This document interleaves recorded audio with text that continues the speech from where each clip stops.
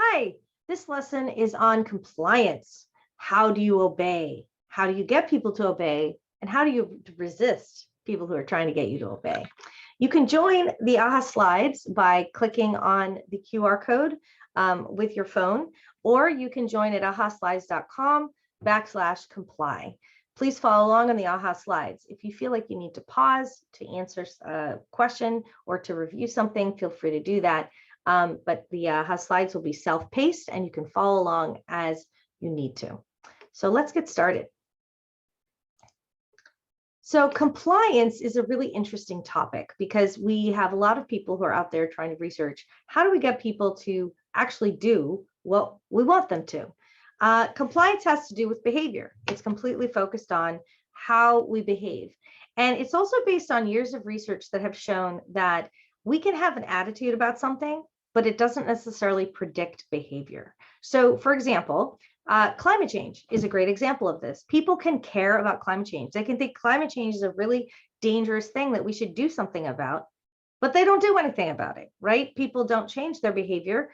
They just act concerned. So what is it that we can do to get people to behave differently? And that's actually a field of entire research that is out there on conservation psychology, trying to understand how do we get people to change their behavior to act towards climate change.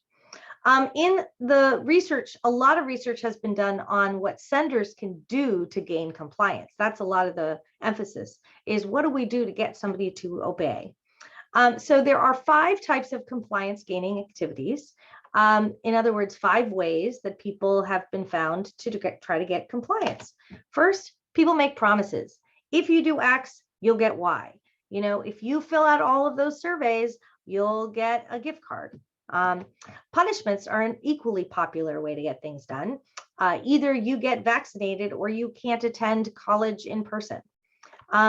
We also see that people will sometimes comply based on expertise or somebody's special knowledge. Like if an expert tells you, you know, these bad things will happen if you don't do something, then it can persuade us to do something and we can comply. Oh, you should wear your seatbelt because statistically, this expert will tell you that if you don't wear your seatbelt, you're more likely to be in a fatal car crash. Another really popular method is guilt, internal commitments. It's been so long since I've seen you, says Grandma to Johnny, and all of a sudden Johnny's super guilty and decides to go visit Grandma. And reciprocity is the 5th type, which is you scratch my back, I scratch yours. If you give someone a ride, then they feel obligated to give you a ride, and that can often be a compliance gaining strategy. So all of those are keeping both of those in mind. When do we say no? And how do people say no? Well, let me ask you to think about a time that you would say no, when you say no, and how you go about doing it. And think about the situation, and you can pause the video here if you want, and go ahead and answer the question at your leisure. Having skipped ahead, I'm going to say that people generally say no in the following ways, which is non-negotiation. They just say no. They might have identity management, like they would just say to themselves, oh, I would never ask somebody to do that, so I'm not going to say no. Justifying, oh, I couldn't possibly do that because these bad things would happen. And finally, they might negotiate, like, well, I'm not going to turn the stereo off, but I will turn it down. So I'm going to give you 2 scenarios and just see how you answer these questions. The first one is, let's say somebody asks you to cheat on a test. How would you say no? And you might have a non-negotiation. You might just say no way. You might identity management, like, I can't believe you asked me that. I'm not somebody who cheats. You might justify. You might say it's too risky. We might get caught. You might negotiate. Well, what if I help you study instead of, you know, cheating? And then finally, if you just want to tell me honestly, I wouldn't say no. That would be a potential answer as well. Now I'm going to ask you a second question, and that is, if someone asked you to skip class to drive them to the airport, how would you say no to that? You might just say, no way, can't do it. You might say, identity management, I can't believe you asked me that. That is such a long drive. I don't feel safe driving to the airport. Justifying, oh, I don't feel safe driving to the airport, or I can't miss that class. Negotiating, can't Joe drive you? Or don't you think you could get an Uber? Or honestly, you just wouldn't say no. You drive them to the airport. I asked you these two different questions because I wanted you to think about how differently you react to those situations, which just kind of proves the point that in some situations, people's compliance is very different. And it might be very easy for you to drive someone to the airport and you feel less certain about cheating on a test. And so your choices of how you respond will be different. And that just reinforces the fact that it is a situational aspect. Compliance gaining is very situational. And it's not just situational based on those specific situations I gave you. So there are lots of variables that come into play. Dominance, power, and control influence compliance. If someone's the boss or somebody a position of power, you're more likely to comply. Intimacy. If you have a strong personal bond with someone, you're more likely to comply. If you think there's a lot of resistance that's going to happen from the person being persuaded, that can influence compliance. They also perceived benefits, like if you think, oh, this is something that might be good for me, you're more likely to comply. And then relational consequences. What will happen if I don't comply? It might bring you farther apart. If I do this for them, they'll really appreciate it and they'll have a stronger relationship. And then finally, apprehension. Some people feel very anxious during the attempt, which can actually encourage compliance or discourage compliance based on the anxiety that they may feel based on the situation. And as a result of those differences in terms of situation, compliance strategies can change. So if you know somebody, there are 4 variables, right? Or there's how well you know someone. So interpersonal, you know them well. Non-interpersonal, you don't know them well. And then short-term versus long-term. Like, is this a long-term ask or is this a short-term ask? So here are 4 examples. Non-interpersonal short-term compliance are examples like a used car dealer is trying to get, you're trying to get more for your old car in your as you're trading in a car. That would be a short-term, just the situation, and you don't know this car dealer. Non-interpersonal long-term is like you have new neighbors and you want that they want to cut down the shade tree, or you want them to cut down the shade tree on their land because it would help with your property values.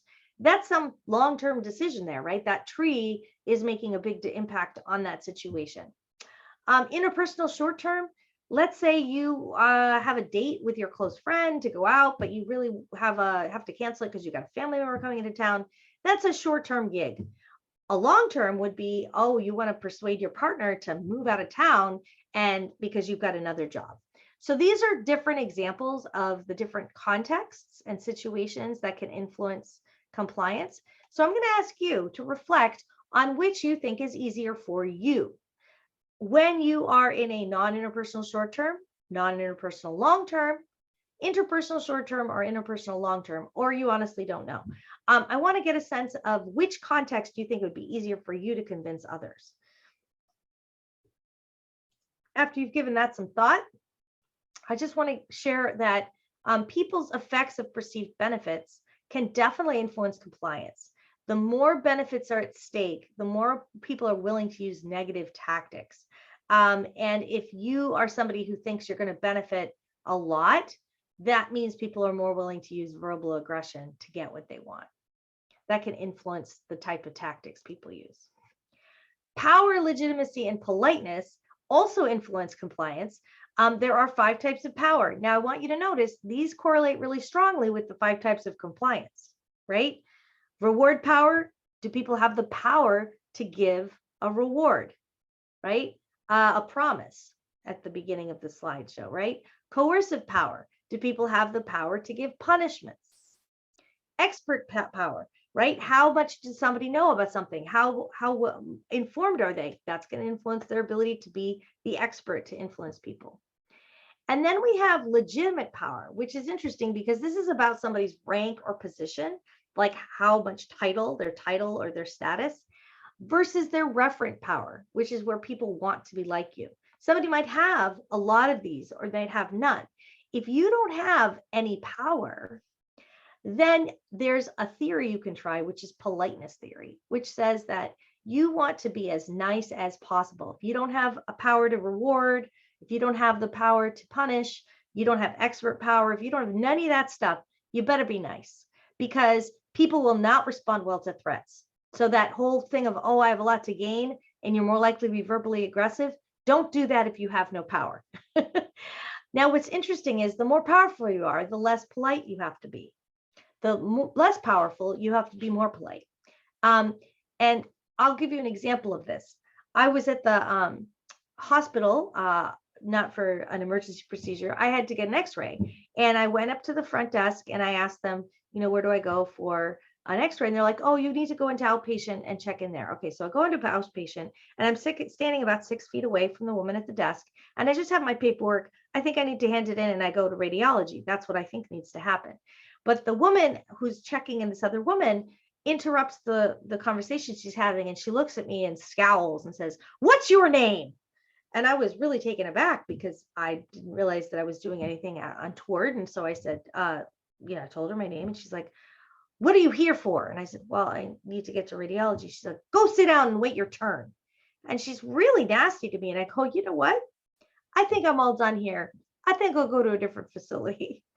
And I left because I didn't feel like I needed to put up with that. That woman had no power over me, and her threats and threatening behavior made me go, I'm going to go to a different facility. I'll go get my x-rays at a different hospital, because I didn't have any need to be there.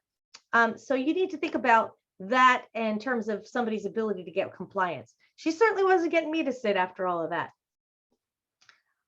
The type of goals you have can also shape the way you get compliance. Your goal may be broader than your immediate request. Like, you may ask someone to do something, but it's actually with an intention of something down the road.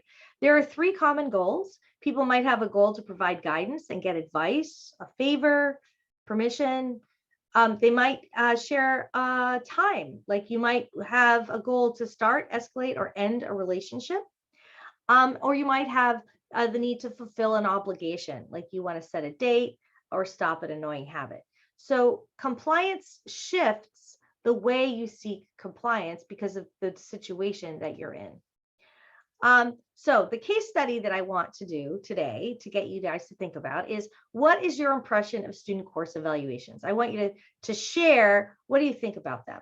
And in so doing, the next question I have is, how often do you complete course evaluations? So let's say at the end of the semester, the course is done. Do you complete your course evaluation?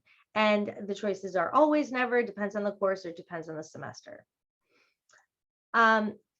And this is kind of an example of compliance, because what I'd like you to do is to take what we've talked about today about compliance and think about how I can persuade you to complete end of semester course evaluations for this course, right? So specifically, do I have the power to reward you? Do I have the power to punish you? How could I have the power to punish you? Now, just bear in mind, course evaluations are anonymous, right? So I can't, give you a boost in your grade because of that. So that would be a challenging one. Maybe you can work around that. Maybe there's a creative way to get around that. But there's a lot of limitations in terms of getting that kind of compliance, right? So think about what you would suggest that I do, given the challenge that I have to get course evaluations.